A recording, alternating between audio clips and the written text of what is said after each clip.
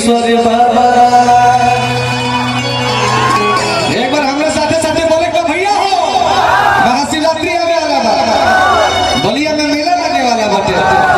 तो हमने की कुछ सरकार बाबा बालेश्वरनाथ की जयकार हो जाके चाहिए ना, तो प्रेम से बोली बाबा बालेश्वरनाथ की। वही त्योहार में रहे के बा जो ना त्योहार में भैया मिले रहे, इस सब जिला खाली जिला अरे कि हमारे जिला बलिया बाजी जो ना धरती पे उमा सेवा सिंह ऐसे वीर पुरुष के जन्म हो जाए बलिया बागी कहा, लेकिन तनी बनी में भैया राजन भैया कहे हो कि जय गणेश मंगल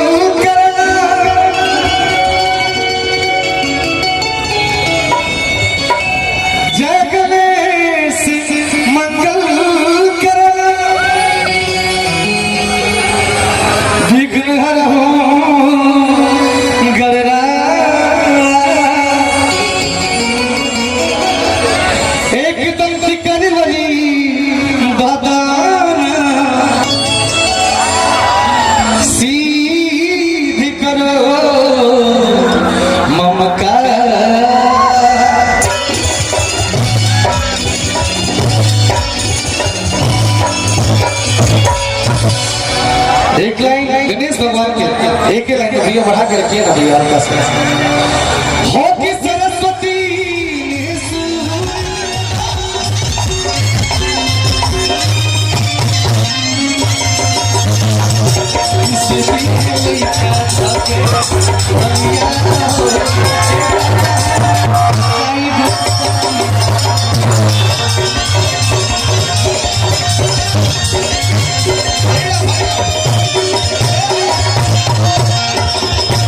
पाया पर मत चढ़ी जा भैया, रोवा सबसे निवेदन बा। ये गाना कितने लोग सुन ले रहे हैं? मिस्ती है बलिया वाला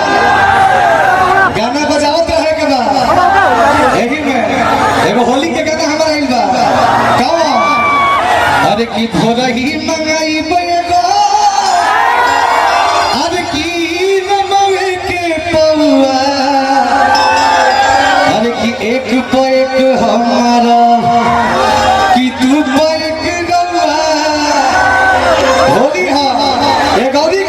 अरे कि अपन भौजी रही तीनी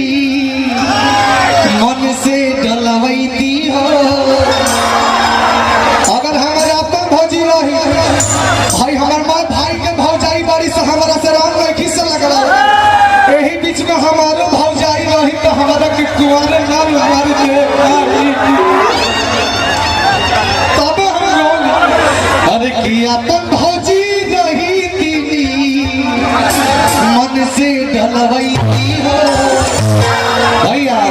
कि अपन देवरा के हर की दिल न तू खैती।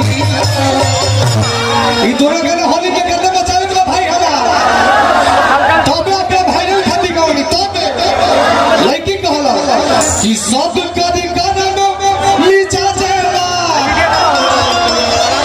ये बलिया है बंटी जी बबली जी, ये बलिया है, यहाँ पे प्यार से जान मांगिएगा जान दे दिया। कलाकार के एगो जिला ना होला, ये जो मसंगा चचा के प्रांगण में तमाम लोग आए हुए, तमाम जिला जिला के लोग आए हुए, सब जिला सरिया के प्यार करेला, हम सब जिला के लड़का है, लेकिन अपना बागी बलिया के सम्मान में गीत गौले रहनी ना भाई, हमने के अपना जिला के बड़ाई करता लेकिन दूसरा जिला के शिकायत कबो ना।